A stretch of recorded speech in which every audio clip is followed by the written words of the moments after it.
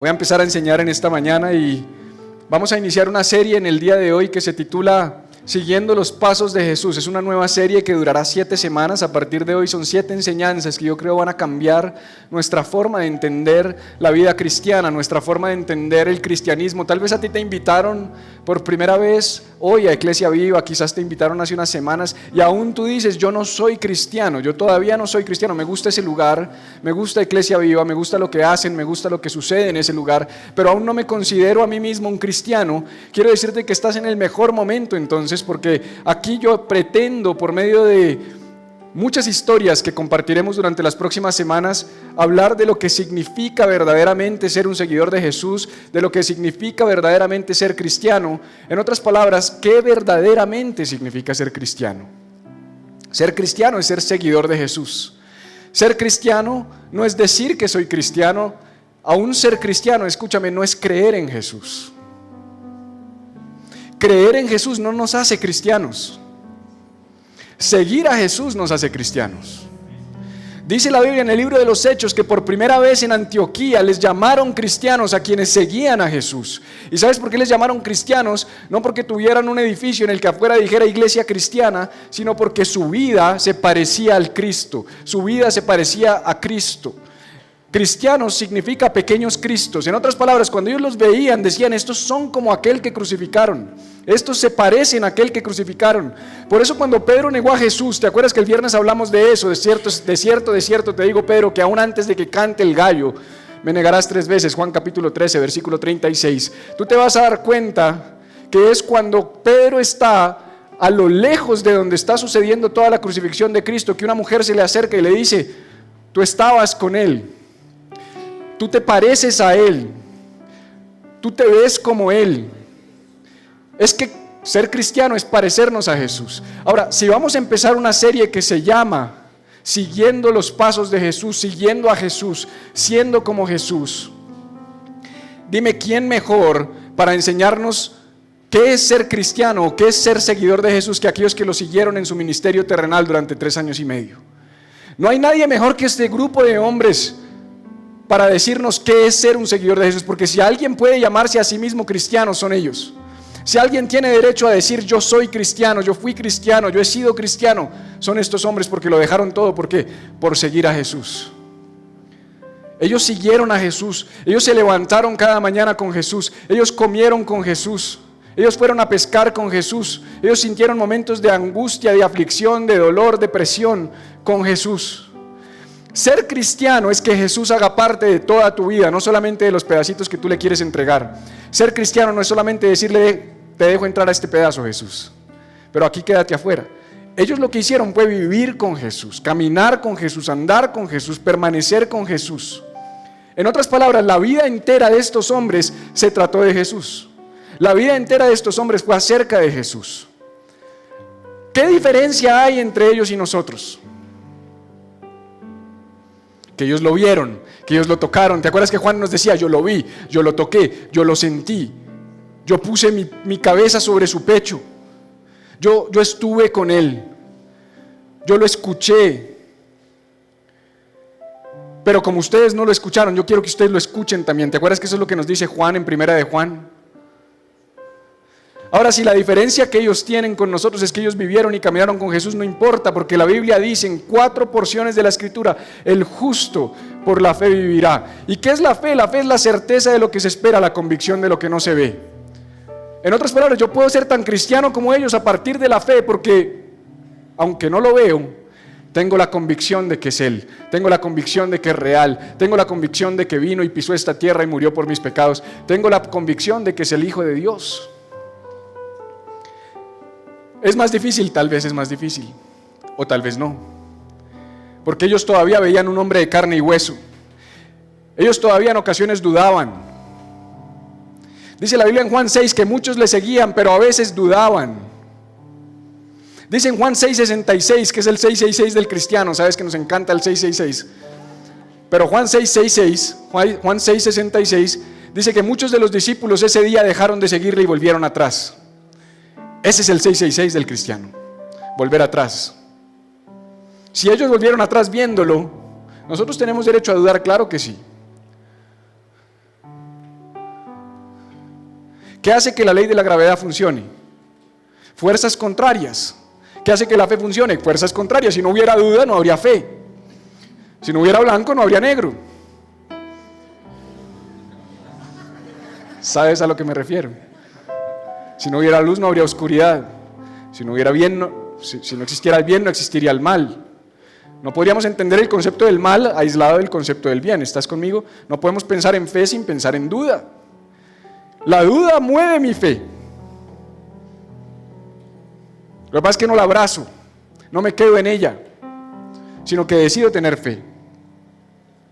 Entonces, para mirar y hacer un recorrido, quiero que leamos del libro de Juan, y esta es la porción de la escritura que va a dar inicio a esta serie.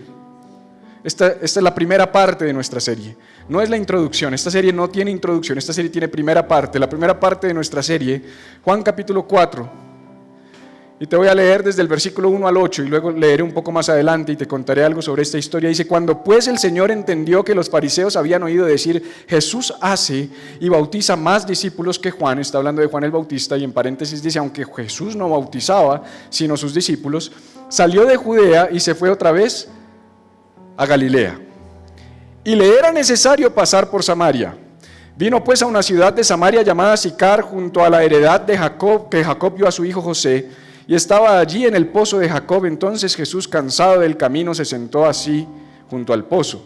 Era como la hora sexta. Vino una mujer de Samaria a sacar agua y Jesús le dijo, dame de beber, pues sus discípulos, o sea, él le pidió a la mujer porque no estaban sus discípulos, pues sus discípulos habían ido a la ciudad a comprar de comer. Voy a saltar al versículo 25, dice lo siguiente, más adelante, ahorita te cuento un poco de la historia. Le dijo a la mujer, sé que ha de venir el Mesías, llamado el Cristo. Cuando Él venga nos declarará todas las cosas. Jesús le dijo, yo soy el que habla contigo.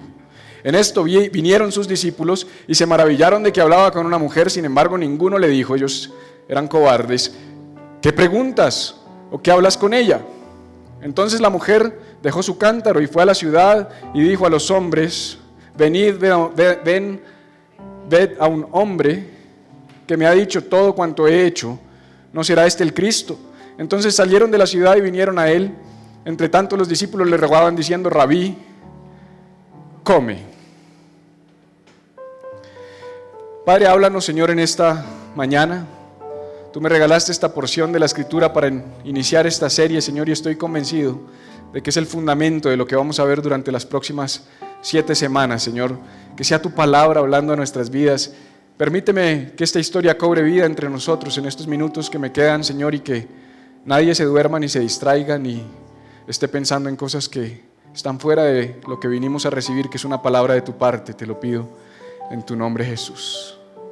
Amén. ¿A cuántos les gusta la fatiga? ¿A cuántos les gusta, perdóname, la fatiga? Ahí está. Porque evidentemente a Jaimito el cartero no le gusta la fatiga. Yo esta mañana, esta presentación la hice esta mañana. Esta semana tuve que preparar enseñanza para Noche Viva y estoy dando un módulo completo de 9 sesiones que se llama Misión y Propósito en otra iglesia amiga que me invitaron a ser parte de su staff de maestros del Instituto Bíblico, y eso también me ha puesto a tener que desarrollar más material y a crear más material, y solo hasta esta mañana pude sentarme a preparar esta presentación. La enseñanza sí la tengo desde hace unos 3 o 4 días, y me vino a la mente Jaimito el cartero. Yo crecí viendo El Chavo del Ocho, Chespirito, todo esto me encanta, la verdad. Todavía de vez en cuando lo veo y me río como bobo. Sí, es verdad. Pero me acordé de evitar la fatiga y me acordé que a este hombre decía, es para evitar la fatiga, y muchos de nosotros nos gusta evitar la fatiga, nos gusta evitar el cansancio. Muchas personas no hacen muchas cosas por evitar el cansancio, ¿verdad? Siempre vamos a tratar de coger la ruta más cómoda, la más fácil, el camino más corto. Siempre vamos a tratar de llegar más rápido al destino al que queremos llegar. Hoy están, por ejemplo, las cirugías plásticas. ¿Para qué ir al gimnasio? Si me puedo engallar con unos milloncitos y me ahorro la fatiga de ir al gimnasio, me ahorro ese problema, me ahorro esa situación, me ahorro tener que pasar por ahí. Otras personas dirán, yo no voy a ir al gimnasio, prefiero no comer. Otros dicen, yo para comer voy al gimnasio. Empezamos a manejar diferentes estrategias de acuerdo a lo que nos gusta o no nos gusta o lo que queremos evitar. Pero no solamente las personas buscamos evitar la fatiga, sino ¿sabes qué me he dado cuenta? Que muchas veces las personas y los seres humanos queremos evitar también el dolor. Entonces muchas personas me dicen, me gustan sus tatuajes, pero ¿duele? Es la pregunta clásica, ¿duele mucho? Y yo, pues sabes que todo lo que uno quiere en la vida cuesta. Todo lo que tú quieres en la vida tiene algún tipo de costo, de dolor, de sacrificio. Y evidentemente tatuarse duele, no es rico, es molesto. ¿Sabes que a mí no me gusta que me saquen sangre? Cuando a mí me van a sacar sangre, yo me empiezo a poner pálido y se me ponen como débiles los brazos, yo no sé por qué. Y siempre voy y saco este, y se me esconden las venas, siempre. Pero yo solo saco este, porque imagínate, yo gallina de las agujas y sacar este brazo. Pero siempre tengo que terminar sacando este porque se me esconden las venas del miedo. Y las enfermeras me dicen, no, muéstreme el otro brazo. Y yo, y me dicen, no puede ser. No puede ser. ¿Y es que esos son de calcomanía o qué? Lo que pasa es que para estos hay un beneficio al final, ¿verdad? Es algo que tú quieres. Yo estoy dispuesto a pasar por dolor por cosas que quiero. Pero pasar por dolor por cosas que tú no quieres, ¿alguien estaría dispuesto a pasar por dolor por cosas que no quiere? No. Y eso somos los seres humanos. Evitamos el dolor, evitamos el cansancio, pero me llama la atención que en la historia que acabamos de leer nos damos cuenta de que Jesús de manera muy intencional, de manera directa y de manera clara, lleva a sus discípulos a un lugar de dolor. Lleva a sus discípulos a un lugar que les cuesta. Lleva a sus discípulos a un lugar de incertidumbre. Y tú me dices, pero yo no vi eso en la historia, ¿usted de qué me está hablando? Fíjate que estábamos hablando de que Jesús estaba en Judea, dice la Biblia, donde acabamos de leer. Dice que Jesús estaba en Judea y necesitaba ir ¿a dónde? A Galilea. Yo te he mostrado varias veces en otros contextos y en otras series los mapas de Palestina o de Siria o de Israel en los tiempos de Jesús. Y te he contado que esto estaba dividido como por departamentos, como por condados, como por regiones, y toda Palestina en ese tiempo tenía una gran región que se conocía como Judea, donde está Jerusalén. Jerusalén está por acá. Tenía otra gran región que se llama Samaria, que empieza más o menos por acá, Samaria y Judea. Y una gran región que se llama Galilea. Aquí está el mar de Tiberias o el mar de Galilea, que es el cuerpo de agua dulce más bajo del mundo. ¿Sabías eso? En el mundo no hay un cuerpo de agua dulce más bajo que el mar de Galilea. Eso solamente porque Dios es tan intencional que lo que nos está diciendo Dios es: del lugar más bajo del mundo saqué los 12 hombres que cambiaron el mundo. Porque Él siempre va a sacar de lo vil y lo menospreciado. De ese lugar Él saca 12 de sus apóstoles, 12 de sus discípulos. Por aquí está Perea y por aquí está Decápolis. Y esas fueron las regiones que más visitó Jesús. Pero me llama mucho la atención que el Juan 4:4, que para mí es el verso central de esta serie, ni siquiera de la enseñanza de hoy, sino de esta serie, dice: y le era necesario pasar por Samaria. Lo que está diciendo la Biblia es que era necesario, que Jesús tenía que pasar por Samaria. Pero resulta que cuando yo me empiezo a meter un poco en la historia y empiezo a averiguar qué pasaba en los tiempos de Jesús, cómo eran los movimientos en los tiempos de Jesús, qué movía a la gente en los medios de Jesús, cómo se desplazaban en los tiempos de Jesús, me doy cuenta que estando aquí Jerusalén, donde estaba Jesús en Judea, y estando aquí Galilea, donde Él tenía que ir, probablemente al mar de Tiberias, hay 70 millas, si tú caminas de manera directa, entre Judea y Samaria. Y hay una ruta directa, 70 millas, 2 días y medio de camino. Pero muchos de los judíos, si no todos, encontrarían este versículo como un versículo chocante. ¿Por qué tenía Jesús que ir a Samaria? Jesús no tenía que ir a Samaria. De hecho, la ruta que más utilizaban era venir de Jerusalén por aquí a Jericó, bajar al río Jordán. Este es el mar Muerto, y aquí arriba está el mar de Galilea, y el río Jordán los conecta a ambos. Todo es el río Jordán. Y hacían este recorrido. Los judíos venían de Jerusalén a Jericó, de Jericó al Jordán, y por el desierto, por un lugar más caliente, por un lugar más incómodo y por una ruta que podía ser fácilmente del doble. Estamos hablando de que aproximadamente 120 kilómetros, si hicieran la ruta directa, se convertían en cerca de 200 kilómetros haciendo la ruta alterna. Todo judío que se respetara siempre iba a hacer la ruta alterna, siempre iba a hacer la ruta alterna para evitar Samaria.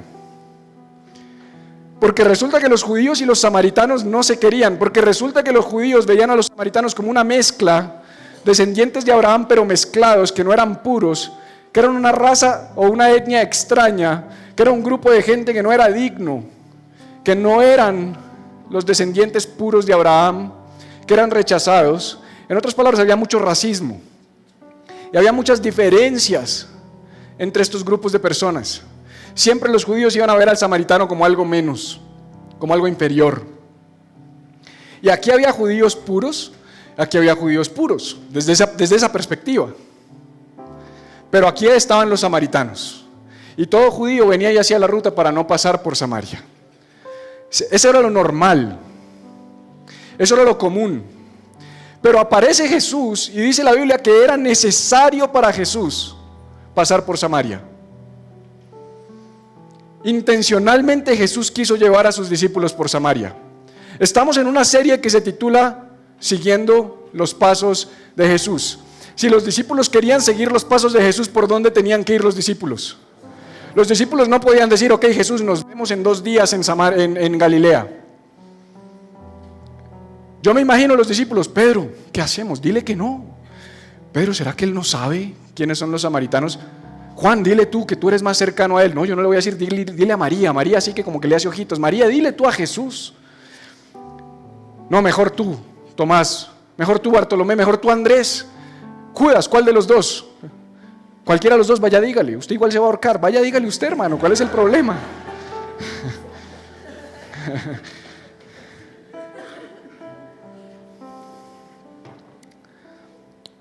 Pero ¿por qué el maestro quiere ir por Samaria? No entiendo por qué quiere pasar por Samaria. Porque cuando tú y yo decidimos seguir a Cristo, escúchame, empezamos con nuestros paradigmas a decir, eso no debe ser de seguir a Cristo. Para mí seguir a Cristo debe ser así. Pero Jesús les dijo, es que no es como ustedes digan, si me van a seguir por Samaria, porque es necesario ir por Samaria. Porque es necesario que vayamos a ese lugar. Y ahorita vamos a hablar un poquito más de eso, pero quiero volverte a leer lo que empezamos leyendo. Dice, cuando pues el Señor entendió que los fariseos habían oído decir, Jesús hace y bautiza más discípulos que Juan, aunque Jesús no bautizaba sino sus discípulos, salió ¿de dónde? De Judea, y se fue otra vez ¿para dónde? Para Galilea, y le era necesario. O sea, Jesús sabía que dentro de él tenía que ir a Samaria, cuando no tenía que hacerlo, porque podría haber tomado la otra ruta. Él dijo, es necesario pasar por Samaria. Estaba dispuesto a pasar por el dolor, estaba dispuesto a hacer pasar a sus discípulos por el dolor. Estaba dispuesto a no evitar la fatiga y recorrer un camino difícil, porque quería que sus discípulos entendieran lo que significa seguirlo. Vino pues a una ciudad de Samaria, llegaron a Samaria llamada Sicar, junto a la heredad que Jacob dio a su hijo José, un lugar emblemático, un lugar fundamental, el pozo donde Jesús se sitúa a tener esta conversación con esta mujer, un pozo que se peleaban entre los samaritanos y los judíos, de a quién le pertenecía, porque fue un pozo que fue heredado por Abraham, heredado por Jacob, adquirido y luego propiedad de José, un pozo importante, un pozo emblemático. Y estaba allí el pozo de Jacob. Entonces Jesús, cansado del camino, se sentó así junto al pozo. Era como la hora sexta. Vino una mujer de Samaria a sacar agua y Jesús le dijo, dame de beber. Esto estaba mal. Toda esta película está mal. Un judío en Samaria, solo, con una mujer samaritana, y el judío pidiéndole a la samaritana que le dé de beber. Eso está mal, eso no está bien. Entiéndeme, lo que estaba pasando ahí no está bien. Nosotros lo leemos y nos parece una historia más, no es una historia más, está mal. Eso no era correcto, eso era incorrecto, eso desafiaba todos los órdenes políticos, religiosos, todos los sistemas de creencias, la tradición.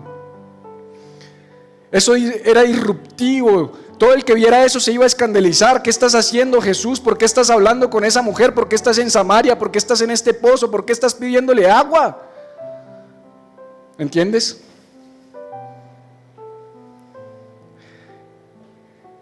Pues sus discípulos habían ido a la ciudad a comprar de comer. Entonces, el cuadro es este. Jesús dice que necesita ir a Samaria.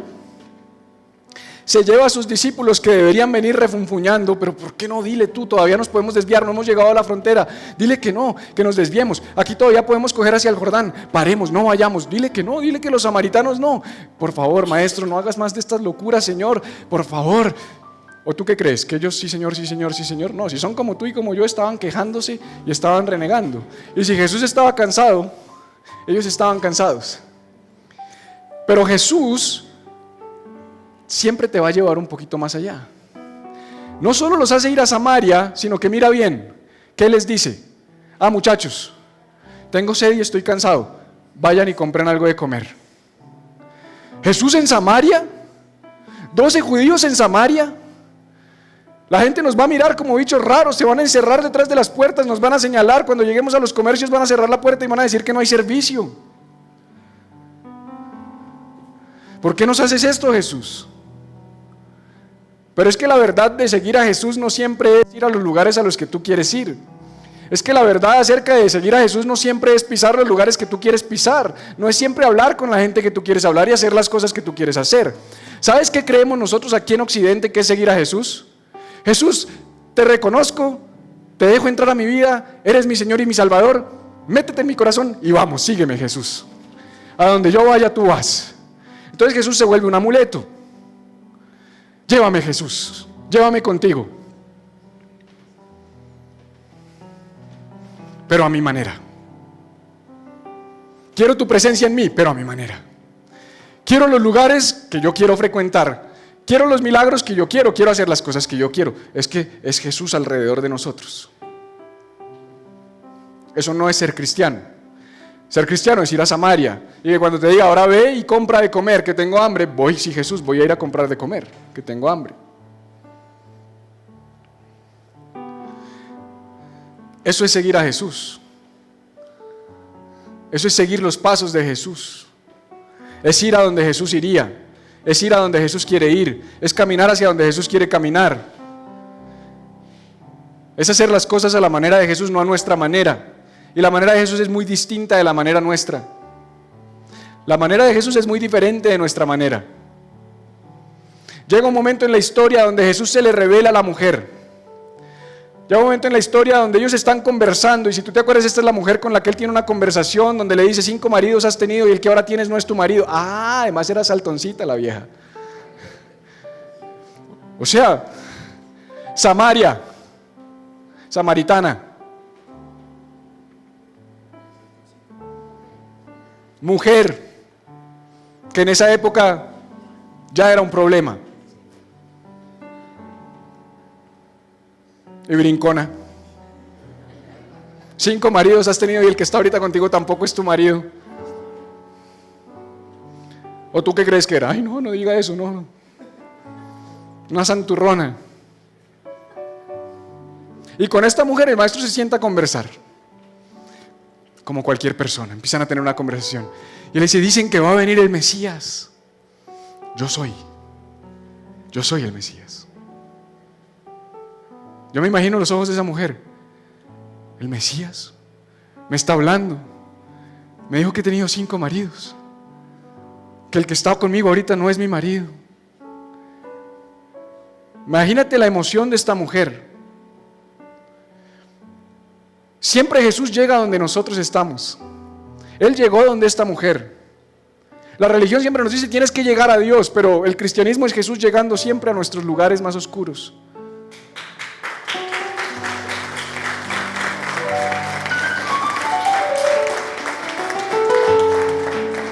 Y cuando llega ese momento, dice, y le dijo la mujer, sé que ha de venir el Mesías llamado el Cristo, cuando Él venga nos declarará todas las cosas. En otras palabras, ella está diciendo, ¿será que tú eres? Porque es que me acabas de declarar todas las cosas de mi vida. Jesús le dijo, yo soy el que habla contigo. En esto vinieron sus discípulos y se maravillaron. Entonces, mira el cuadro. Venían de comprar comida.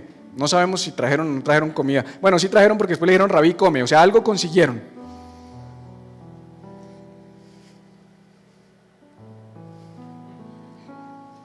Está hablando con una vieja.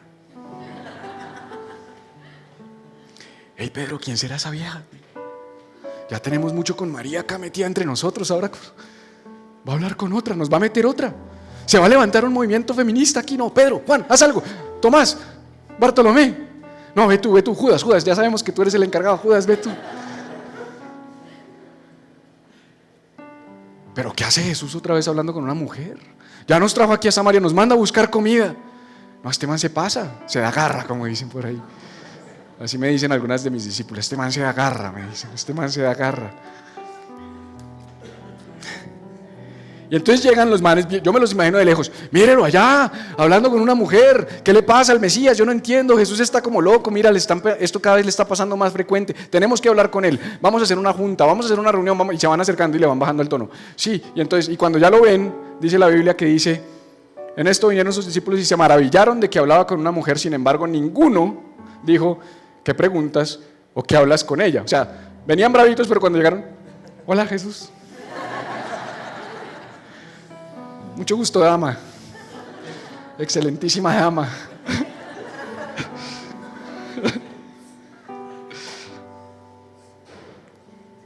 Pero me llama mucho la atención, perdóname. Ustedes me tienen que avisar cuando esto me pasa, porque es que... Entonces la mujer dejó su cántaro y se fue. Qué tremendo que la gente se enamora de Jesús cuando Jesús visita su vida, pero cuando los seguidores de Jesús se acercan, se van. Qué tremendo que seamos nosotros los seguidores de Jesús los que hacemos que la gente se aleje de Jesús. Eso no es ser seguidor de Jesús. Esta mujer estaba sentada con el Cristo, estaba sentada con el Mesías. Cuando llegan sus discípulos, dice otra vez llegaron estos racistas. Son iguales a los demás, no han cambiado. Porque ellos vinieron maravillados. Y maravillados no es como, ay, qué maravilla Jesús. No, maravillados es, ¿qué pasa? ¿Qué le está pasando a Jesús? Porque nosotros queremos condicionar la forma de Jesús. La iglesia ha querido presentar un Jesús a su medida. Han hecho un Jesús que no es real, desconociendo la esencia del evangelio y el mensaje del amor de Jesús. Nosotros no podemos ser una iglesia que cuando Jesús visite a alguien y lo traiga a este lugar, cuando vengan se alejen de Jesús por causa de nosotros. Eso no puede pasar. Nosotros no podemos ser esa iglesia. Nosotros tenemos que ser una iglesia que cuando la gente nos vea a nosotros, vea a Jesús. Si algo tiene que ver en nosotros la gente es a Jesús. Que cuando digan son cristianos es porque son como Cristo. ¿Y cómo fue Cristo? No evitó Samaria. Y por eso te voy a decir 3 aspectos o 3 verdades sobre seguir a Jesús. Y con esto terminamos nuestra enseñanza en el día de hoy. No quiere decir que voy a terminar ya. Quiere decir que con esto voy a empezar la recta final de mi enseñanza. Y te voy a dar 3 verdades acerca de seguir a Jesús, que las puedo derivar de esta historia y seguramente me voy a apoyar en otras. ¿Quieres estas 3 verdades? Ok. ¿Tienen calor? Yo sí. ¿Alguien está dormido? La primera verdad es que si tú quieres seguir a Jesús, tú tienes que enfrentar lo que de otra manera no habrías enfrentado. Seguir a Jesús implica enfrentarnos a cosas que de otra manera no enfrentaríamos. Seguir a Jesús implica recorrer caminos que de ninguna manera nosotros recorreríamos, pero con Jesús, tenlo por seguro, grábate esto. Jesús te va a hacer atravesar caminos que tú nunca atravesarías, te va a hacer ir a lugares que tú nunca irías, te va a hacer frecuentar sitios que tú nunca frecuentarías, te va a hacer hablar con grupos de personas con los que tú nunca hablarías. Es que por eso Jesús dijo, en Hechos 1:8, me voy a volver loco, ingeniero, ¿dónde está Daniel?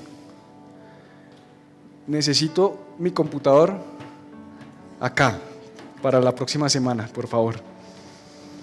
Hechos 1:8, y esto ustedes lo conocen, este es el relato de Lucas. Acuérdate que Lucas, el evangelista, el escritor del evangelio de Lucas, fue un griego que no caminó con Jesús, no conoció a Jesús, pero fue un griego que caminó mucho tiempo con el apóstol Pablo y con algunos de los apóstoles y conoció toda la historia de Jesús a partir de las historias contadas por los mismos apóstoles, y fue contratado por un oficial romano de muy alto rango que se llamaba Teófilo, quien le pidió que le escribiera el Evangelio de Lucas y el libro de los Hechos, dos de los libros más importantes que tenemos hoy en día. Y Lucas, en el libro de los Hechos, después de escribir el Evangelio de Lucas, le escribe a Teófilo y a nosotros el recuento de la historia de Cristo y relata las últimas palabras de Jesús de esta manera y dice: pero recibiréis poder, estas son palabras de Jesús, pero recibiréis poder cuando haya venido sobre vosotros, ¿quién? El Espíritu Santo, y me seréis, ¿qué? Testigos. ¿Qué es un testigo de Jesús? Un representante de Jesús. Si tú eres mi testigo, eres mi representante, tú atestiguas de mí. Seréis mi representante. Es la misma gran comisión que está en Mateo 28. Vayan pues y hagan discípulos a todas las naciones, pero relatada por Lucas. Lucas la relata de esta manera, dice: y recibiréis poder cuando haya venido sobre vosotros el Espíritu Santo. Son las mismas palabras. Mateo dijo: vayan y hagan discípulos a todas las naciones, y ¿qué dice? Yo estaré con ustedes todos los días hasta el fin del mundo. ¿En forma de qué? En forma del Espíritu Santo. Y recibiréis poder cuando venga sobre vosotros el Espíritu Santo, y me seréis testigos. ¿En dónde? ¿En Jerusalén? ¿En Judea? ¿En dónde? No, Lucas, te equivocas, tú y yo estamos locos, Lucas. No, Samaria, no, Jesús nunca dijo Samaria. No, Jesús sí dijo Samaria.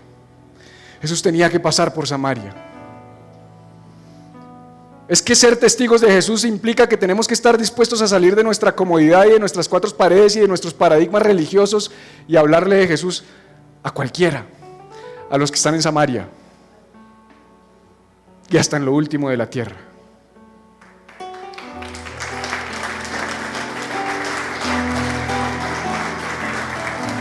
Seguir a Jesús implica ir a lugares por los que tú de ninguna manera pasarías. Te va a llevar por lugares por los que tú nunca caminarías, te va a incomodar. En otras palabras, seguir a Jesús incomoda. Ay, no, pero a mí me habían dicho que Jesús le solucionaba a uno la vida y que todo iba a ser paz y amor y que todo iba a ser perfecto. Te mintieron. Te mintieron. 2, caminar hacia destinos que no entiendes. No solamente vas a ir a lugares a los que nunca irías porque los entiendes, porque sabes qué son, porque sabes qué grupo de personas quieres evitar, porque sabes qué tipo de gente quieres evitar, porque sabes qué tipo de situaciones quieres evitar. Allá te va a llevar, pero también te va a llevar a otros que no entiendes, que no comprendes, que tú no entiendes lo que está pasando. ¿Has visto que la Biblia dice que Abraham es el padre de qué? De la fe. El pozo donde Jesús se sentó era un pozo ¿de quién? De Abraham. En últimas venía de Abraham. Era una propiedad de Abraham. Es que Jesús no hacía nada sin intención. Jesús se sienta en el pozo que pertenecía a Abraham a demostrar que seguirlo a él es caminar en la incertidumbre.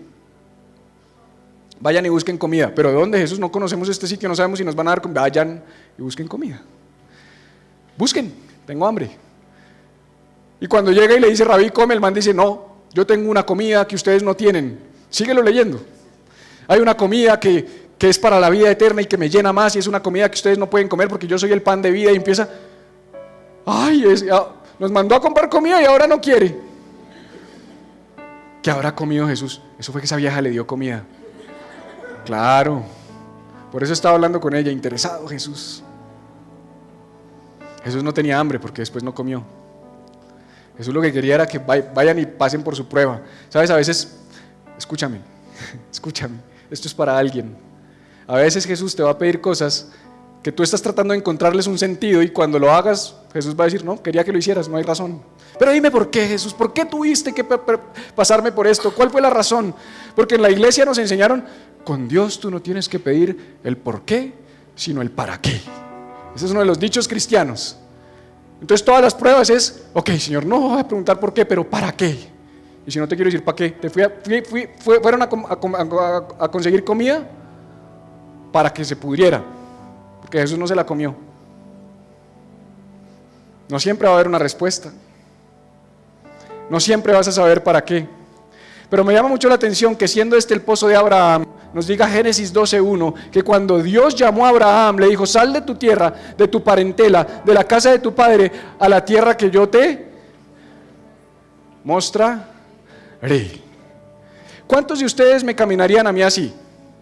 Iglesia, nos vamos para otro lugar. ¿A dónde? Yo les voy a decir cuándo y dónde, pero vamos.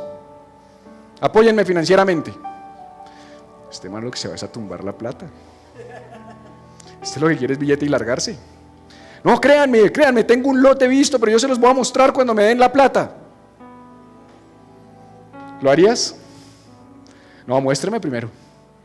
Muéstreme las fotos.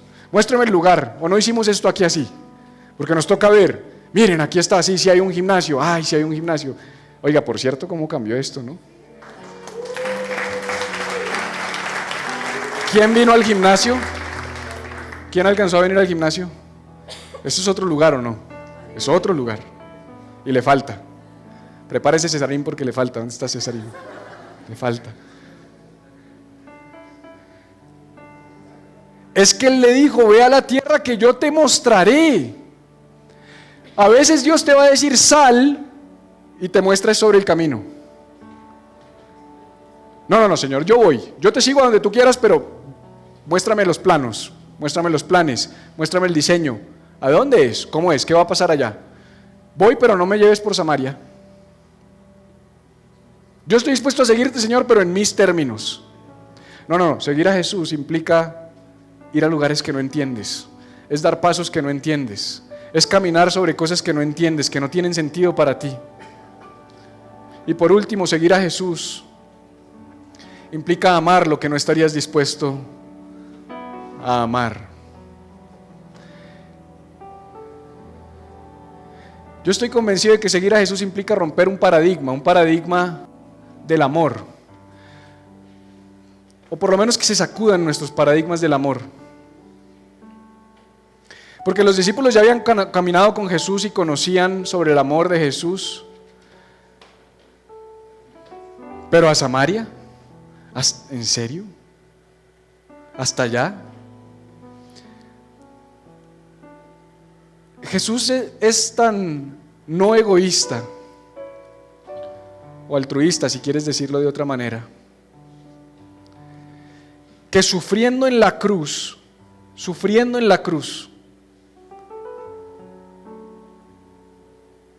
estaba pensando en los dos que tenía a su lado. Señor, acuérdate de mí cuando estés en tu gloria. ¿No me ves aquí sufriendo? ¿Me está doliendo y tú pidiéndome cosas? No. De cierto te digo que esta noche estarás conmigo en el paraíso. Ese era Jesús. Ese es Jesús. Tenemos que desafiar nuestros esquemas del amor. Y esto me lleva a Lucas, de quien hablamos hace un momento, Lucas 5, 30 y 31. Y los escribas y los fariseos murmuraban contra los discípulos diciendo: ¿por qué coméis y bebéis con publicanos y pecadores? O sea, vinieron los religiosos a decirle a los discípulos de Jesús: oye, ¿por qué Jesús come con pecadores y publicanos? ¿Por qué se la pasa con ellos? ¿Por qué es amigo de los borrachos? ¿Por qué es amigo de los pecadores? Y los discípulos no supieron responder, porque dice la Biblia que quien respondió fue Jesús.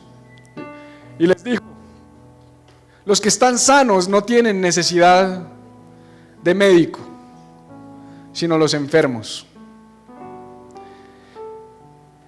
Esta iglesia es una iglesia para enfermos. Y escúchame bien, porque cuando yo digo que esta es una iglesia para enfermos, lo primero que tú piensas es: sí, hay que ir a sanar a los enfermitos. No, yo estoy enfermo. Tú estás enfermo. Tú estás enferma. ¿Dónde está Jorge? Tú sí que estás enfermo, brother. Hace rato no le daba a Jorge. Tú y yo estamos enfermos, tú y yo necesitamos a Jesús. Quitémonos ese paradigma de que nosotros los sanos, ay sí, hay que ir a llevarle a Jesús a los enfermos. No, yo estoy enfermo. Y si eso te choca y te molesta, esta no es la iglesia para ti, porque tu pastor está enfermo, el que lidera esta comunidad está enfermo. Necesito al médico, necesito a la fuente, desconectado de él me muero. Es el oxígeno que me da vida, es el suero que me nutre.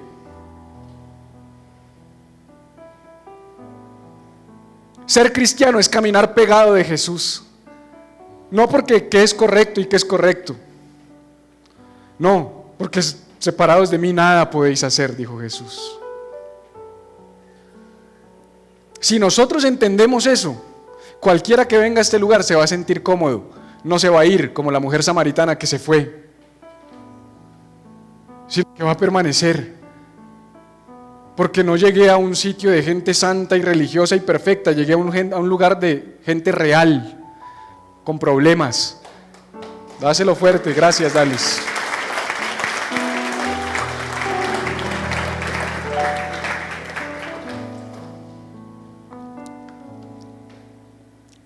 Iglesia Viva tiene que ser ese lugar. Iglesia Viva tiene que ser el lugar donde nosotros como seguidores y discípulos de Jesús practiquemos y vivamos estas tres cosas.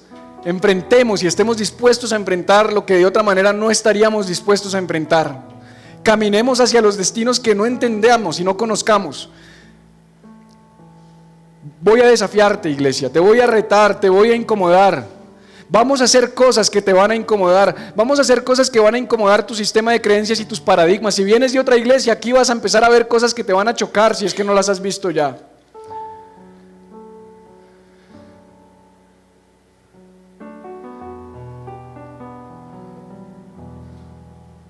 Vamos a empezar a salir y vamos a ir a lugares donde no iría otra gente, visitar personas que no visitaría otra gente. Llevamos un año, somos una iglesia muy joven, llevamos un poco más de un año. Hemos estado en un proceso de fortalecernos, porque estamos como en los aviones. Tome primero la máscara y después ayude al que necesita su asistencia. Un cojo no puede guiar a otro cojo, un ciego no puede guiar a otro ciego. Nosotros estamos en un proceso de fundamentarnos. Tú a veces vienes y ves todo esto y crees que llevamos 10 años como iglesia, llevamos más de un año, un poco más de un año. Estamos formando líderes, estamos formando gente como Jesús, estamos formando verdaderos seguidores de Jesús, pero cuando los formemos, no nos vamos a quedar aquí. Cuando los formemos, que va a ser muy pronto, vamos a empezar a salir y vamos a empezar a llevar de lo que la gente necesita.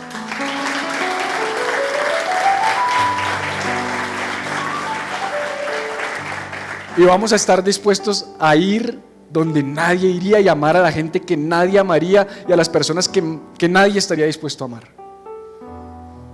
A los que tienen un estigma social, a los que la gente evita, a los samaritanos.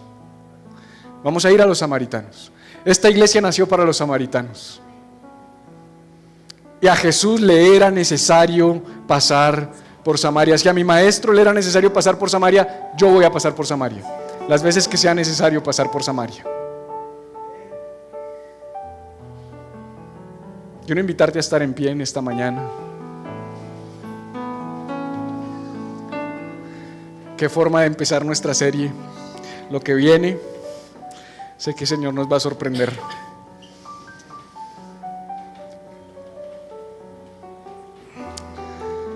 ¿Qué tal si cerramos cantándole a nuestro Dios? Y cantando de qué mejor que de su amor sin condición. Porque cuando cantamos que deja las 99 y va por mí, ay, me encanta. Pero cuando nosotros estemos dispuestos a dejar a las 99 e ir por el que hay que ir. Porque esta semana yo hablaba con mi equipo o mi staff, que son las personas más cercanas que están apoyándonos de manera más directa a levantar este ministerio. Y les decía, yo he tomado dos decisiones, una de forma y una de fondo. La de forma, que parece sencilla, es haber puesto esta tarima acá y no allá, como todo el que vino a este lugar dijo, uy, claro, pones la tarima ahí al fondo y te caben 200 sillas. Pero es que ¿sabes por qué me gusta estar acá? Porque te veo, Alfonsito, porque te veo, Alex, A ti sí, Nico, no te veo, hermano, pero eso ya sonríe, ahora sí te veo. Porque veo a Manuel y Alejandra. Porque allá veo a Juan, don Israel, la señora Blanca, los veo a todos. Y todos me ven y estoy cerca de ustedes.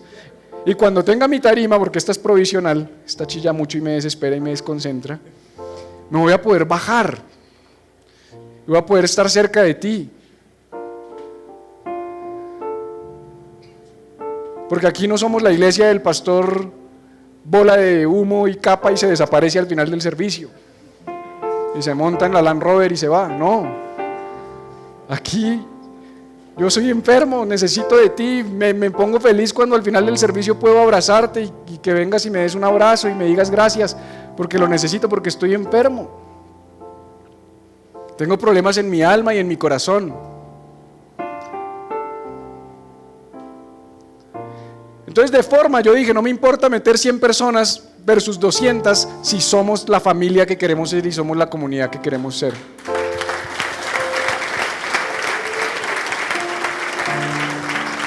Y número 2, de fondo, decidimos empezar esta serie. Una serie con la que alguien podría decirme, no prediques eso mudándote de iglesia. Ahorita tienes que empezar a predicar de motivación, tienes que empezar a predicar de prosperidad, tienes que empezar a predicar de sanidad, tienes que empezar a predicar de que seguir a Jesús es lo mejor que puede hacer la gente, para que se te llene rápido la iglesia y puedas pagar lo que cuesta este edificio. Pero cuando digo, no, yo voy a predicar lo que verdaderamente significa ser cristiano, y verdaderamente ser cristiano significa, para empezar solamente, estos chinos me quitaron, para empezar solamente, ir a lugares que evitarías, pisar lugares que no entiendes y amar a quien no estarías dispuesto a amar. Solo para empezar, en la primera enseñanza de 7, se te va a desocupar la iglesia. La gente se va a incomodar y se va a ir. Pues si se incomodan y se van, los que quedan vamos a ser verdaderos cristianos.